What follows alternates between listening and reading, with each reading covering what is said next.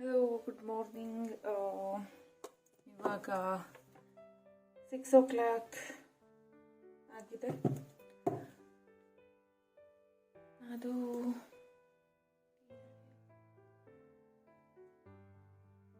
ಎಲ್ರಿಗೂ ದೀಪಾವಳಿ ಹಬ್ಬದ ಶುಭಾಶಯಗಳು. ಸೊ ಇವತ್ತು ಬೆಳಗ್ಗೆಯಿಂದಲೇ ವ್ಲಾಗ್ನ ಸ್ಟಾರ್ಟ್ ಮಾಡ್ತಾ ಇದ್ದೀನಿ. ಎಲ್ಲರಿಗೂ ದೀಪಾವಳಿ ಹಬ್ಬದ ಶುಭಾಶಯಗಳು. ಆ್ಯಕ್ಚುಲಿ ಒಂದು 5 ಗಂಟೆಗೆ ಹೇಳೋಣ ಅಂತ ಅಂದ್ಕೊಂಡೆ, 6 ಗಂಟೆ ಆಯಿತು. ಏಕೆಂದರೆ 2:15 ಎಚ್ಚರ ಆಗಿದ್ದು 4 ಗಂಟೆ ತನಕ ನಿದ್ದೆ ಬರಲಿಲ್ಲ. ಬುಕ್ ಓದ್ತಾ ಕುತ್ಕೊಂಡು ಮತ್ತೆ ಮಲ್ಕೊಂಡು ಆಮೇಲೆ ಅಲಾರಾಮ್ ಇಟ್ಟಿದ್ದೆ. ಸೊ 6 ಗಂಟೆಗೆ ಅಲಾರಾಮ್ ಬಡ್ಕೊಳ್ತು. ಈಗ ಎದ್ಬಿಟ್ಟು ಬೇಗ ಮನೆಯೆಲ್ಲ ಕ್ಲೀನ್ ಮಾಡಿಕೊಂಡು ಲಕ್ಷ್ಮಿನೂ ಸಹ ಪೂಜೆ ಮಾಡಿಬಿಡೋಣ ಇವತ್ತು ಅಂದ್ಕೊಂಡೆ. ನೆನ್ನೆ ಜಸ್ಟ್ ಹಾಗೆಯೇ ಪೂಜೆ ಮಾಡಿದ್ದೆ. ಹಾಗಾಗಿ ಹೊಸ ಸೀರೆ ಇತ್ತಲ್ವಾ, ಸೊ ಅದನ್ನು ಉಡಿಸ್ಬಿಟ್ಟು ಪೂಜೆ ಮಾಡೋಣ ಅಂತ ಅಂದ್ಕೊಂಡು ವ್ಲಾಗ್ನ ಸ್ಟಾರ್ಟ್ ಮಾಡ್ತಾ ಇದ್ದೀನಿ.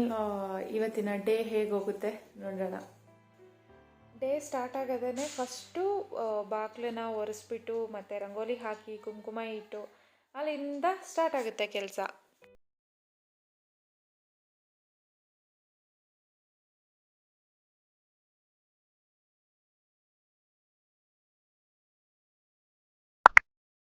ಸ್ವಲ್ಪ ಚಪಾತಿ ಹಿಟ್ಟನ್ನ ಫ್ರಿಜ್ಜಿಗೆ ಹಾಗೇನೆ ಇಟ್ಟಿದ್ದೆ. ರಾತ್ರಿ ನನಗೆ ಮತ್ತು ನಾದಿಗೆ ಮಾಡ್ಕೊಂಡು ತಿಂದಾದ್ಮೇಲೆ ಮಿಕ್ಕಿದ್ದನ್ನು, ಏಕೆಂತಂದರೆ ಇವತ್ತು ಇನ್ನೂ ಪೂಜೆ ಆಗೋ ತನಕ ಸದ್ಯಕ್ಕೆ ನಾನೇನು ತಿನ್ನೋದಿಲ್ಲ. ಸೊ ಅವಳಿಗೆ ಚಪಾತಿ ಮಾಡಿಕೊಟ್ರೆ ಅವಳು ತಿಂತಾಳೆ. ಹಾಗಾಗಿ ಫಸ್ಟು 1-2 ಚಪಾತಿ ಆಗುತ್ತೆ. ಚಪಾತಿನ ರೆಡಿ ಮಾಡಿ ಇಟ್ಟು ಆಮೇಲೆ ಕ್ಲೀನ್ ಮಾಡ್ಕೊಳ್ಳೋಣ ಮನೇನ ಅಂತ ಅಂದ್ಕೊಂಡೆ. ಇಲ್ಲಿ ಬಾದಾಮಿನ ನೆನೆ ಹಾಕಿದ್ದೀನಿ. ಸೊ ಅದ್ರದ್ದು ಸಿಪ್ಪೆ ಎಲ್ಲ ತೆಗಿಬೇಕು. ಅದು ಎದ್ದು ಬಂದಮೇಲೆ ಅವಳ ಕೈಯ ತೆಗ್ಸೋಣ. ಕಡಲೆಕಾಳನ್ನು ನೆನೆ ಹಾಕಿದ್ದೀನಿ. ಸೊ ನನಗೆ ಕಡಲೆಕಾಳು ಉಸ್ಲಿ ಅಂತ ಅಂದರೆ ತುಂಬಾ ಇಷ್ಟ ಆಗುತ್ತೆ. ಸೊ ಹಾಗಾಗಿ ಕಡಲೆಕಾಳನ್ನು ಕಡಲೆಕಾಳನ್ನು ನೆನೆ ಹಾಕಿದ್ದೀನಿ. ಒಂದು ಸ್ವಲ್ಪ ಎಣ್ಣೆ ಹಚ್ಚಿ ಇಟ್ಟಿದ್ರೆ ನಿಮಗೆ ಅದ್ರ ಮೇಲೆ ಏನು ಕಪ್ಪು ಆ ಥರ ಏನೂ ಆಗೋದಿಲ್ಲ. ನೋಡಿ, ಚಪಾತಿ ಹಿಟ್ಟು ಇನ್ನು ಎಷ್ಟು ಫ್ರೆಶ್ ಅಂತರ ಅನಿಸುತ್ತೆ.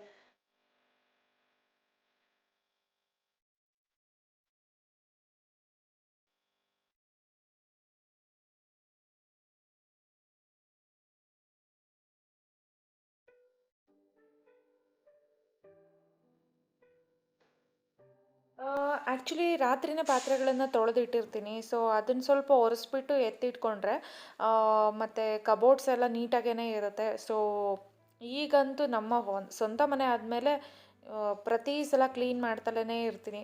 ಅದಾದಮೇಲೆ ಸ್ವಲ್ಪ ಕುತ್ಕೊಂಡು ರಿಲ್ಯಾಕ್ಸ್ ಮಾಡಿ ನೀರು ಕುಡಿದು ನೆಕ್ಸ್ಟ್ ಮುಂದಿನ ಕೆಲಸ ಅಂತ ಅಂದರೆ ಏನು, ದಿವಾನ ಎಲ್ಲ ಕ್ಲೀನ್ ಮಾಡಿ ಮತ್ತು ಸೋಫಾ ಎಲ್ಲ ಕ್ಲೀನ್ ಮಾಡಿ ಕಸ ಹೊಡೆದು ಮನೆ ಒರೆಸಿ ಅಲ್ಲಿಗೆ ಮುಗಿಯುತ್ತೆ ಈ ಒಂದು ಪೋರ್ಷನ್. ಕೆಲಸ ಎಲ್ಲ ಕಂಪ್ಲೀಟ್ ಆದಂಗೆ. ಇನ್ನು ನೆಕ್ಸ್ಟು ಬಂದು ಅಡುಗೆದು ಕಾರ್ಯಕ್ರಮ. ಇನ್ನು ನಾದ್ವಿಕ ಅಂತೂ ಏನು ತೊಗೊತಾಳೆ ಅದನ್ನೆಲ್ಲ ಒಂದು ನೀಟಾಗಿ ಎತ್ತಿಡೋದಂತೂ ಬರೋದಿಲ್ಲ. ಅವಳ ಏನು ಪೌಚು ಅದು ಮತ್ತು ಅಮ್ಮನ ಮನೆಯಿಂದ ಅಲ್ಲಿ ಚಿಂತಾಮಣಿಯಿಂದ ಒಂದು ಬಾಕ್ಸ್ ತೊಗೊಂಬಂದಿದ್ದಾಳೆ. ಅದಂತೂ ನಾನು ತೊಗೊಂಡೋಗಿ ಅಲ್ಲಿಟ್ಟರೆ ಮತ್ತೆ ತೊಗೊಂಬಂದು ಇಲ್ಲೇ ಇಡೋದು. ಅರ್ಧ ಅವಳಿಂದಲೇ ಮನೆ ಗಲೀಜು ಮಾಡೋಕ್ಕೆ ನಿಂತಿರ್ತಾಳೆ. ಬಟ್ ಹೇಳಿ ಹೇಳಿ ಹೇಳಿ ಸ್ವಲ್ಪ ಈಗ ಕಡಿಮೆ ಮಾಡಿದ್ದಾಳೆ.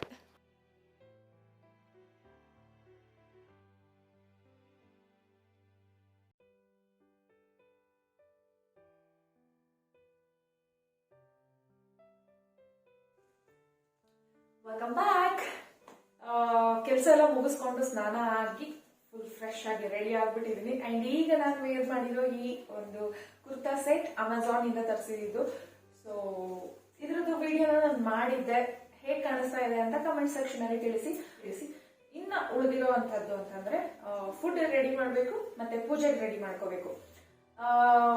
ಫುಡ್ ರೆಡಿ ಮಾಡೋದಕ್ಕೆ ಸ್ವಲ್ಪ ಟೈಮ್ ಯಾಕೆ ತಗೊಳ್ತು ಅಂತ ಅಂದ್ರೆ, ಬಿಗ್ ಬಾಸ್ಕೆಟ್ ಇಂದ ಇನ್ನೊಂದು 1/2 hour ಅಲ್ಲಿ ಮೇ ಬಿ ಬರ್ಬೋದು. ಸೊ ಅವಾಗ ಪೂಜೆಗೂ ಎಲ್ಲ ರೆಡಿ ಮಾಡ್ಕೋಬೇಕು. ಈಗ ಸ್ವಲ್ಪ ತೊಳೆಯೋದು ಎಲ್ಲ ಏನೇನಿರುತ್ತೆ ಅದೆಲ್ಲ ಮುಗಿಸ್ಕೊಳ್ತೀನಿ. ಅಂಡ್ ಫಸ್ಟ್ ಸ್ವಲ್ಪ ಫುಡ್ ರೆಡಿ ಮಾಡಿ ಇಟ್ಕೊಂಡೆ ಅಂತಂದ್ರೆ ಆಮೇಲೆ ನನಗೆ ಪೂಜೆಗೆಲ್ಲ ರೆಡಿ ಮಾಡ್ಕೊಳ್ಳೋದು ಈಸಿ ಆಗುತ್ತೆ. ಸೊ ಬೇಗ ಬನ್ನಿ ಇವತ್ತಿನ ಅಡುಗೆನ ರೆಡಿ ಮಾಡೋಣ. ಸೊ ಇವಾಗ ಅಡುಗೆ ಮನೆಯಲ್ಲಿ ಬಂದಿದ್ದೀನಿ. ಅಡುಗೆ ಮನೆಗೆ ಬಂದು ಮಾತಾಡ್ತಾ ನಿಂತ್ಕೊಂಡ್ರೆ ಅಡುಗೆನ ಯಾಕೆ ಮಾಡ್ಕೊಡ್ತಾರೆ? ನಮಗೆ ನಾವೇ ಮಾಡ್ಕೋಬೇಕಲ್ವಾ. ಓಕೆ, ಜಾಸ್ತಿ ಟೈಮ್ ವೇಸ್ಟ್ ಮಾಡೋದು ಬೇಡ, ಬೇಗ ಬೇಗ ಅಡುಗೆ ಎಲ್ಲ ರೆಡಿ ಮಾಡಿ ಇಟ್ಕೊಂಡ್ಬಿಟ್ರೆ ನನಗೆ ಆಮೇಲೆ ಫುಲ್ ಆರಾಮ್ ಅಂತ ಅನ್ಸುತ್ತೆ. ಆರಾಮಾಗಿ ಕೂತ್ಕೊಂಡು ಪೂಜೆ ಮಾಡ್ಬೋದು. ನಾನಿವಾಗ ಬೇಗ ಬೇಗ ರೆಸಿಪಿಗಳನ್ನ ಮಾಡ್ಬಿಡ್ತೀನಿ ಆ್ಯಂಡ್ ಆದರೆ ನಿಮಗೂ ಕೂಡ ಶೇರ್ ಮಾಡ್ತೀನಿ. ಸೊ ನೀವು ಕೂಡ ಟ್ರೈ ಮಾಡ್ಬೋದು.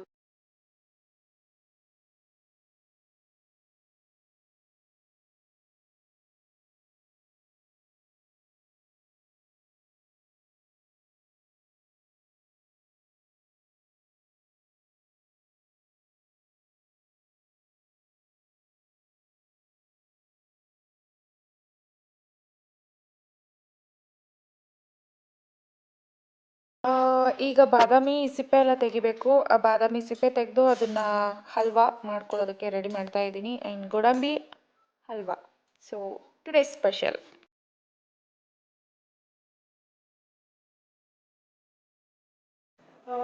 ಇವಾಗ ಬಿಗ್ ಬಾಸ್ಕೆಟ್ ಇಂದ ಐಟಮ್ ಆರ್ಡರ್ ಮಾಡಿದ್ದೆಲ್ಲ ಬಂದಿದೆ. ಸೊ ಇವಾಗ ಬಾದಾಮಿನ ಬಿಡಿಸ್ಬಿಟ್ಟು ಇಟ್ಕೊಂಡಿದ್ದೀನಿ. ಇದು ಸ್ವಲ್ಪ ಡ್ರೈ ಆಗಲಿ. ಡ್ರೈ ಆದಮೇಲೆ ಇದನ್ನ ಕ್ರಂಚಿಯಾಗಿ ಪೌಡರ್ ಮಾಡ್ಕೋಬೇಕು. ಅದಾದಮೇಲೆ ಹೇಗೆ ಮಾಡ್ತೀನಿ ಅಂತ ಹೇಳ್ತೀನಿ. ಈಗ ಕ್ಯಾಶುನ ನಾನು ಪೌಡರ್ ಮಾಡ್ತೀನಿ. 1/4 kg ಅಷ್ಟು ಕ್ಯಾಶುನ ತಗೊಂಡಿದ್ದೀನಿ. ಇನ್ನೊಂದು ಮರ್ತೆ, ಬೇಕಂತಂದ್ರೆ ನೀವು ಬೇಕಾದ್ರೆ ಹಾಕೋಬಹುದು, ಇದು ಫ್ಲೇವರ್ಗೋಸ್ಕರ. ಸೊ ಇಲ್ಲ ಅಂದ್ರೆ ಸ್ಕಿಪ್ ಮಾಡ್ಬೋದು. ಓಕೆ, ಇಲ್ಲಿ ಈ ಥರ ಆಗಿದೆ. ಫಸ್ಟು ನಾನು ಇವಾಗ ಕ್ಯಾಶ್ಯೂ ಹಲ್ವಾ ಮಾಡ್ತೀನಿ. ಇದು ಗೋಡಂಬಿ ಹಲ್ವಾ ತುಂಬ ಅಂದರೆ ತುಂಬಾ ಈಸಿ. ಬಿಕಾಸ್ ನಾವೇ ಇಬ್ಬರು ಸದ್ಯಕ್ಕೀಗ ಹಬ್ಬ ಮಾಡ್ತಾ ಇರೋದ್ರಿಂದ ಸೊ ಈಸಿಯಾಗಿ ನಮಗೆ ಸಿಂಪಲಾಗಿ ಸ್ವಲ್ಪ ಮಾಡ್ಕೋಬೇಕು ಅಂತ ನಾನು ಇಲ್ಲಿ ಶುಗರ್, ಇದು ಬಂದು ಆರ್ಗಾನಿಕ್ ಶುಗರ್. ಸೊ ಏನು ಯಾವ ಕೆಮಿಕಲ್ ಫ್ರೀ ಇರುತ್ತೆ. ಸೊ ಹಾಗಾಗಿ ನಾನು ಈ ಶುಗರ್ ತೊಗೊಂಡಿರೋದ್ರಿಂದ ಕಲರ್ ಚೇಂಜ್ ಬರುತ್ತೆ. ಈಗ ಕ್ಯಾಶ್ಯೂ ಪೌಡರ್ ಮಾಡಿದ್ದೀನಲ್ಲ ಅದನ್ನು ಹಾಕಿಬಿಟ್ಟು ಚೆನ್ನಾಗಿ ಮಿಕ್ಸ್ ಮಾಡ್ತೀನಿ. ಲೋ ಫ್ಲೇಮಲ್ಲೇ ನೀಟಾಗಿ ರೆಡಿ ಮಾಡ್ಕೊಳ್ಬೇಕು. ಟೇಸ್ಟು ಅಷ್ಟೇ ತುಂಬ ಚೆನ್ನಾಗಿ ಇರುತ್ತೆ. ನೀವು ಕ್ಯಾಶ್ಯೂ ಬರ್ಫಿಗೆಲ್ಲ ಒಂದೆಳೆ ಪಾಕ ಬರೆಸ್ತೀರ, ಬಟ್ ಇದಕ್ಕೆ ಪಾಕ ಏನು ಈ ಒಂದೆಳೆ ಪಾಕನೇ ಬರಬೇಕಂತ ಏನಿಲ್ಲ. ಒಂದೆಳೆ ಪಾಕದಕ್ಕಿಂತ ಒಂದು ಸ್ಟೆಪ್ ಹಿಂದೆನೇ ಇದ್ದಾಗೇ ಹಾಕ್ಕೊಂಡು 1 ಟೀ ಸ್ಪೂನ್ ತುಪ್ಪನೂ ಹಾಕ್ಬಿಟ್ಟು ಚೆನ್ನಾಗಿ ತಿರುಗಿಬಿಟ್ಟು ಪಾತ್ರೆ ಎಲ್ಲ ಬಿಟ್ಕೊಬೇಕದು. ಸೊ ಆವಾಗ ಅಲ್ಲಿಗೆ ಓಕೆ ರೆಡಿಯಾಗಿದೆ ಅಂತ. ಈಗ ನೋಡಿ ನಾನು ಹಾಕ್ತಾ ಇದ್ದೀನಲ್ಲ. ಸೊ ಈಗ ಕ್ಯಾಶ್ಯೂ ಹಲ್ವಾ ರೆಡಿಯಾಗಿದೆ. ತುಂಬ ಅಂದರೆ ಟೇಸ್ಟು ಸಖತ್ತಾಗಿ ಇರುತ್ತೆ. ಟ್ರೈ ಮಾಡಿ ಬೇಕಾದರೆ. ಓಕೆ, ಇವಾಗ ಇದು ರೆಡಿಯಾಗಿದೆ. ಇದನ್ನು ಬೇರೆ ಒಂದು ಪಾತ್ರೆಗೆ ಶಿಫ್ಟ್ ಮಾಡಿಕೊಂಡು ಅದಕ್ಕೇ ಈಗ ಆಲ್ರೆಡಿ ಇದು ಕೂಡ ಬರ್ಫಿ ಅಲ್ಲ, ಹಲ್ವಾನೇ ಅಲ್ವಾ. ಹಾಗಾಗಿ ಇಲ್ಲಿ ನಾನು ಬಾದಾಮ್ ಇದನ್ನು ಸ್ವಲ್ಪ ಕ್ರಂಚಿಯಾಗಿ ಗ್ರೈಂಡ್ ಮಾಡ್ತೀನಿ. ಮತ್ತು ಅದಕ್ಕೇ ನೀರು ಹಾಕಿಬಿಟ್ಟು ಶುಗರ್ ಕೂಡ ಹಾಕಿ ಮತ್ತು ಈಗ ಅದನ್ನು ಪೌಡರ್ನ ತೆಗೆದು ಇದಕ್ಕೆ ಹಾಕ್ಕೊಳ್ಳೋದು.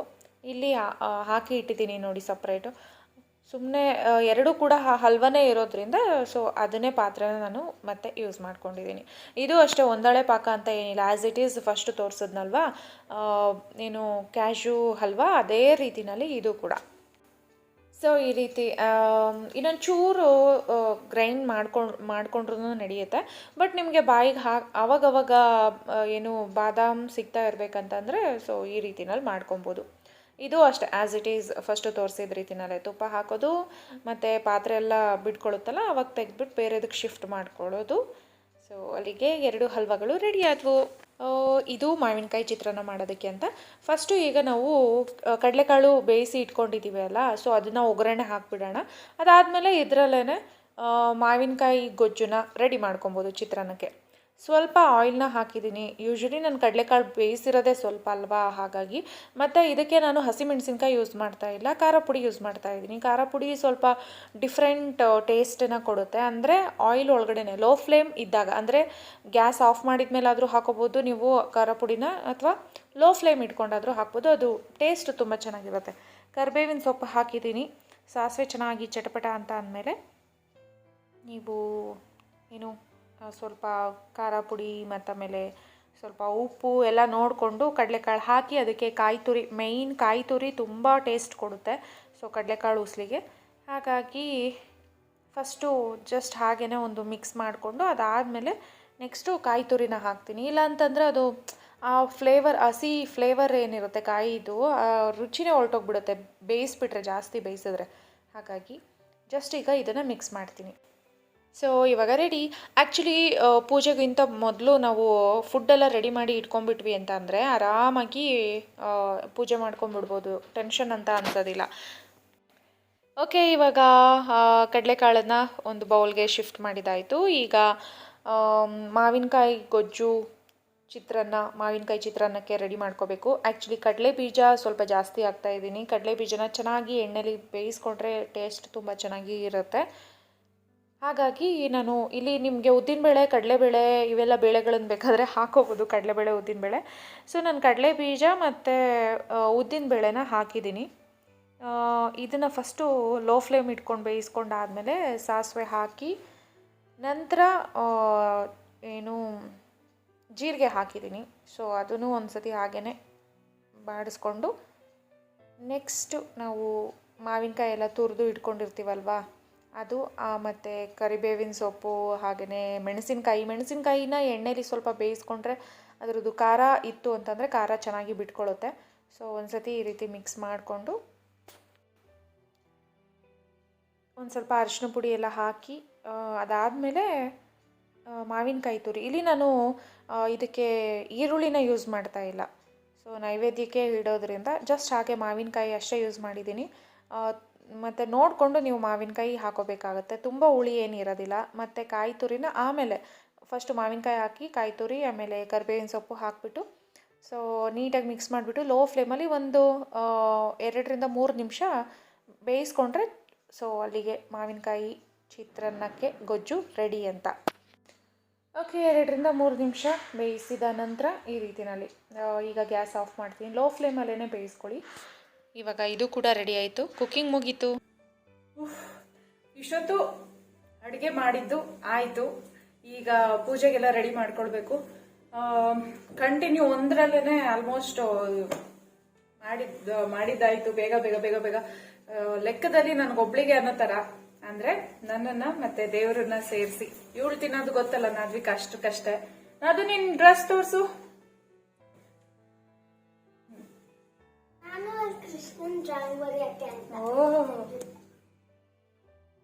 ಓಕೆ, ಇವಾಗ ದೇವ್ರ ಮನೆಯನ್ನ ರೆಡಿ ಮಾಡಿದೀನಿ. ಇನ್ನೇನು ಪೂಜೆ ಸ್ಟಾರ್ಟ್ ಮಾಡಬೇಕು. ಸೊ ಹೇಗೆ ರೆಡಿ ಮಾಡಿದೀನಿ ಬನ್ನಿ ತೋರಿಸ್ತೀನಿ. ಸೊ ಇಲ್ಲಿ ನೋಡ್ಬೋದು ದೇವರಿಗೆ ಸಿಂಪಲಾಗಿ, ಆ್ಯಕ್ಚುಲಿ ಚಿಕ್ಕದಾಗೆ ಹಾಗೆಯೇ ಕಳಸಕ್ಕೆ ಉಡಿಸಿದ್ರೆ ಆಯ್ತಂತ ಈ ರೀತಿ ಉಡಿಸಿದ್ದೀನಿ. ನನ್ನ ಹಿಂದಿನ ದಿನದ ಹಬ್ಬದ ತಯಾರಿ ವಿಡಿಯೋ ನೋಡ್ಬೇಕಂತಂದರೆ ನನ್ನ ಇನ್ನೊಂದು ಚಾನಲ್ ಲಿಂಕನ್ನು ಡಿಸ್ಕ್ರಿಪ್ಷನಲ್ಲಿ ಹಾಕಿದ್ದೀನಿ. ಆ ಲಿಂಕ್ ಮೂಲಕ ಹೋಗಿ ಆ ವಿಡಿಯೋ ಕೂಡ ನೋಡಿ. ಪೂಜೆ ಮಾಡ್ತಾ ಇದ್ದೀನಿ. ಈಗ ಇನ್ನೂ ತುಂಬ ತುಂಬ ತುಂಬ ಚೆನ್ನಾಗಿರೋದನ್ನ ನಿಮಗೆ ತೋರಿಸ್ತೀನಿ. ಎಸ್, ದೀಪನ ಹಚ್ಚಿಟ್ಟು ಆಮೇಲೆ ತೋರಿಸ್ತೀನಿ ಹೇಗಿದೆ ಅಂತ ಹೇಳಿ. ಅದು ಬೆಂಕಿಪಟ್ಟಣ ಕೊಡು, ಅಲ್ಲಿದೆ ಬೆಂಕಿಪಟ್ಟಣ. ಆಕ್ಚುಲಿ ನಂದು ಮಿಸ್ ಮಾಡ್ಕೊಳ್ತಾ ಇದೀವಿ. ನೀವು ವಿಡಿಯೋ ನೋಡ್ತಿರಲ್ಲ, ಎಷ್ಟು ಮಿಸ್ ಮಾಡ್ಕೊಳ್ತಾ ಇದೀವಿ ನಾವು ಅಂತ. ನನ್ನ ಹತ್ರ ಮ್ಯಾಜಿಕ್ ವಿಸ್ಕ್ ಇದೆ ಗೊತ್ತಾ, ನಿಜದ್ದು. ಬಟ್ ಏನಪ್ಪಾ ಅಂತಂದ್ರೆ ನಾವು ಮನೆಯಲ್ಲಿ ತುಂಬಾ ದಿನ ಆಗಿತ್ತು. ಸೊ ವರಮಹಾಲಕ್ಷ್ಮಿ ಹಬ್ಬನೂ ಮಾಡಕ್ಕಾಗಿರ್ಲಿಲ್ಲ. ಈಗ ವರಮಹಾಲಕ್ಷ್ಮಿ ಹಬ್ಬ ಹಾಗೆಯೇ ದೀಪಾವಳಿ ಎರಡನ್ನೂ ಕೂಡ ಒಂದೇ ದಿನ ಸೆಲೆಬ್ರೇಟ್ ಮಾಡ್ತಾ ಇದ್ದೀನಿ. ಎಲ್ಲಿದ್ರೂ ಕೂಡ ವಿಡಿಯೋ ನೋಡ್ಬೋದಲ್ವಾ. ಸೊ ಹಾಗಾಗಿ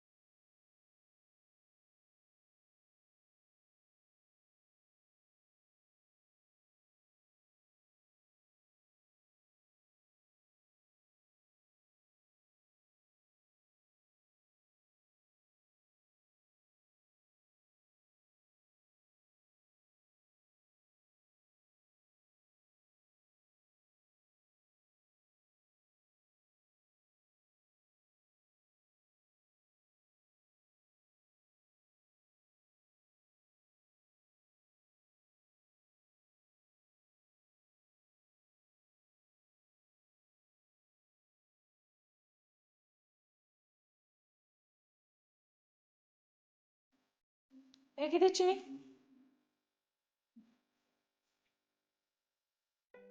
ಸೊ ಊಟ ಎಲ್ಲ ಆಯಿತು. ಸ್ವಲ್ಪ ಕ್ಲೀನಿಂಗ್ ಇದೆ, ಅದೊಂಚೂರು ಕ್ಲೀನ್ ಮಾಡಿದ್ರೆ ಸದ್ಯಕ್ಕೆ ಹಬ್ಬ ಆಲ್ಮೋಸ್ಟ್ ಮುಗೀತು. ಇನ್ನು ಊಟ ಇದೆಲ್ಲ ಸೆಕೆಂಡ್ರಿ. ಫಸ್ಟ್ ಬರೋದೇನೆ ದೀಪಗಳು. ಸೊ ರಾತ್ರಿ ಫುಲ್ ದೀಪಗಳನ್ನ ಹಚ್ಕೊಂಡು ಅದನ್ನ ನೋಡೋದು ಅಂತ ಅಂದ್ರೆ ಒಂದು ಸಖತ್ತಾಗಿರುತ್ತೆ ಅಲ್ಲ. ಈವ್ನಿಂಗ್ ಸೆಷನ್ ಇವಾಗ ಸ್ಯಾರಿನ ವೇರ್ ಮಾಡಿದ್ದೀನಿ. ಆಕ್ಚುಲಿ ಈ ಸ್ಯಾರಿ ಬಂದು ನನಗೆ ಫಸ್ಟ್ ಚಿಂತಾಮಣಿಗೆ ಹೋದಾಗ ತುಂಬಾ ಇಷ್ಟಪಟ್ಟು ತಗೊಂಡಿದ್ದು ಸ್ಯಾರಿ. ನಾನು ಹಂಗೆ ದೀಪಾವಳಿಗೆ ಡ್ರಾಯಿಂಗ್ ಬರ್ತಿದ್ದೆ. ಹೇಗೆ ಕಾಣುತ್ತೆ ಅಂತ ಫುಲ್ ತೋರಿಸ್ತೀನಿ, ಒಂದು ನಿಮಿಷ. ಬ್ಲೌಸ್ ರೆಡಿ ಬ್ಲೌಸ್ ತಗೊಂಡಿರೋದು, ಸಿಂಗಲ್ ಪಿನ್ ಮಾಡಿದ್ದೀನಿ. Actually just normal. ಹಂಗೆ ನಾನು ದೀಪಾವಳಿ ಹಬ್ಬಕ್ಕೆ ನಾನು ಡ್ರಾಯಿಂಗ್ ಬೇರೆ ಮಾಡಿದ್ದೀನಿ. ಸೊ ಹೇಗ್ ಕಾಣಿಸ್ತಾ ಇದ್ದೀನಿ ಈ ಸ್ಯಾರಿನಲ್ಲಿ ಅಂತ ಅಂದ್ಬಿಟ್ಟು ಹೇಳೋದ್ ಮರಿಬೇಡಿ. ಈಗ ದೀಪಗಳನ್ನೆಲ್ಲ ರೆಡಿ ಮಾಡ್ಕೊಂಡು ದೀಪ ಹಚ್ಬೇಕು. ಇವಳದು start. Next is come on let's say. ಸಾಕು.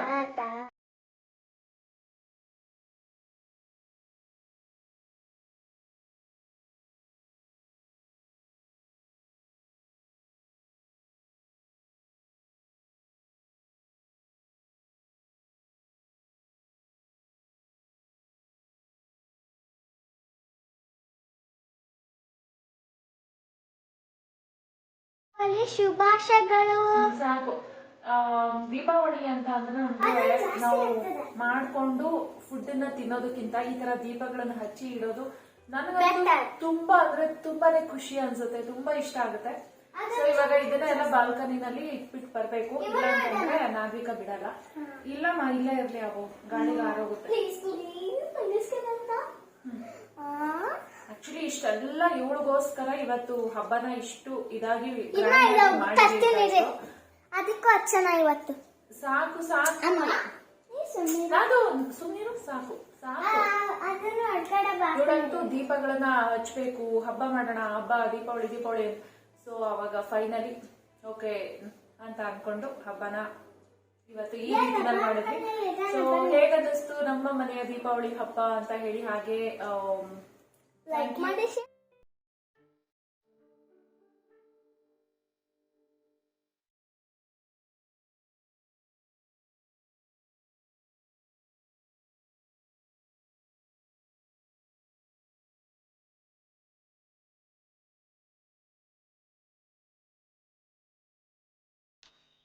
ಹೇಗಿತ್ತು ನಮ್ಮ ಮನೆಯ ದೀಪಾವಳಿ ಹಬ್ಬ ಅಂತ ಅಂದ್ಬಿಟ್ಟು ನನಗೆ ಕಮೆಂಟ್ ಸೆಕ್ಷನಲ್ಲಿ ತಿಳಿಸಿ.